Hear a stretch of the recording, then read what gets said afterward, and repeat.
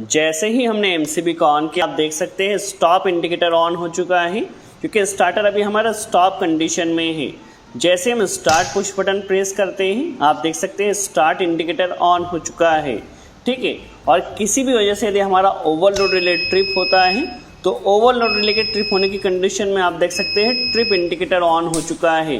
तो एक start delta starter के साथ start, stop and trip indicator connection किस तरह किया जाता है समझ लेते हैं। इंडिकेटर कनेक्शन के लिए सबसे इंपॉर्टेंट है पावर सप्लाई कहाँ से ली जाए। सबसे पहले लाइन आया है ओवरलोड रिले के 95 में, यहाँ से सप्लाई स्टॉप पुश बटन में, स्टॉप पुश बटन का आउटपुट आया स्टार्ट पुश बटन में। तो ये बेसिकली होल्डिंग सप्लाई कहलाती है। तो इंडिकेटर कनेक्शन के लिए हमें होल्डिंग सप्लाई का यूज़ करना है।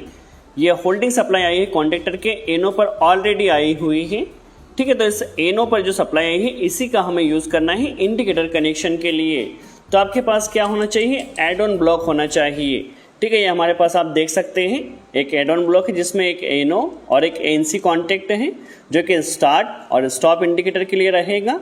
तो होल्डिंग सप्लाई से कनेक्टर हमने लिया है और इसे कनेक्ट कर देना है। देखिए अच्छे से पहले टाइट कर लीजिए और इस कनेक्टर को कनेक्ट करना है जो हमारे पास एनो और एनसी कॉन्टेक्ट है या एड ऑन ब्लॉक में जो कॉन्टेक्ट है यहाँ पर देखिए लुक कर लिया है।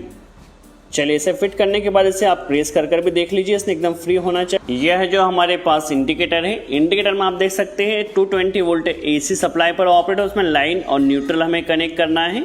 तो न्यूट्रल सबसे पहले हमने तीनों ही इंडिकेटर्स में डायरेक्ट कनेक्ट किया है। देखिए न्यूट्रल डायरेक्ट कनेक्ट कर दिया। सबसे पहले स्टॉप इंडिकेटर का कनेक्शन समझ लेते हैं, ठीक है। तो इसके लिए क्या रहेगा, जो मेन कॉन्टेक्टर के साथ हमने एड ऑन ब्लॉक लगाया इसका जो एनसी पॉइंट है, नॉर्मल कंडीशन में कॉन्टेक्टर स्टॉप रहेगा तो एनसी से सप्लाई आएगी, स्टॉप इंडिकेटर में कनेक्ट कर देना है, ठीक है। स्टार्ट इंडिकेटर क्या रहेगा, जैसे ही हमारा कॉन्टेक्टर ऑन होगा तो ये एनो एनसी बनेगा और उस कंडीशन में सप्लाई यहाँ से यहाँ आएगी और इसे हमें कनेक्ट कर देना है स्टार्ट इंडिकेटर में, ठीक है। तो जैसे ही कॉन्टेक्टर ऑन होगा स्टार्ट इंडिकेटर ऑन हो जाएगा। अब ट्रिप इंडिकेटर के लिए क्या करना, सबसे पहले हम ओवरलोड रिले के पॉइंट्स चेक कर लेते हैं।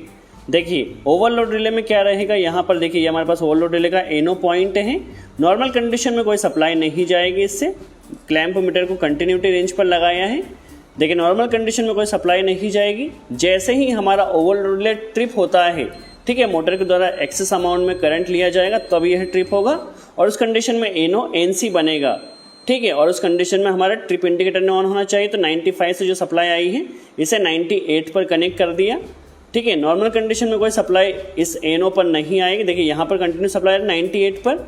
जब हमारा रिले ट्रिप होगा उस कंडीशन में 97 से यह सप्लाई आएगी और इसे कनेक्ट कर देना है ट्रिप इंडिकेटर में। सो आई होप आपको यहाँ पर